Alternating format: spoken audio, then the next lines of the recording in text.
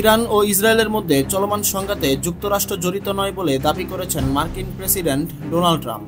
তবে সতর্ক করে দিয়েছেন, যদি ইরান যুক্তরাষ্ট্রের উপর হামলার চেষ্টা করে তাহলে মার্কিন সশস্ত্র বাহিনী এমন জবাব দেবে যা বিশ্ব আগে কখনো দেখেনি।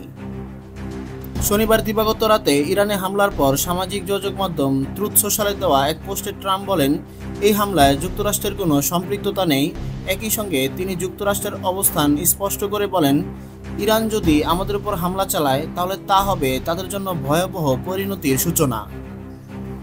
উল্লেখ্য, আগেই ইরান ঘোষণা দিয়েছিল ইসরায়েলকে সহায়তা করলে তার জবাব দেবে তেহরান। যুক্তরাষ্ট্র ও পশ্চিমা মিত্রদের উদ্দেশ্য করেই এই হুমকি দেয় ইরান। তবে কঠোর হুঁশিয়ারির পাশাপাশি শান্তিপূর্ণ সমাধানের কথাও বলছে ট্রাম্প। তিনি দাবি করেন, আমরা চাইলে খুব সহজেই ইরান ও ইসরায়েলের মধ্যে একটি চুক্তি করাতে পারি এবং এই রক্তক্ষয়ী সংঘাত বন্ধ করতে পারি। ট্রাম্পের এই বক্তব্য ইঙ্গিত দিচ্ছে, যুক্তরাষ্ট্র শুধু প্রতিরক্ষা নয়, কূটনৈতিক সমাধানের পথও খোলা রাখতে চায়। বিশ্লেষকরা মনে করছেন, ট্রাম্পের মন্তব্য একদিকে যেমন ইরানকে সামরিক হুঁশিয়ারি, অন্যদিকে তেমনই সম্ভাব্য শান্তির চুক্তির আভাস দিচ্ছে।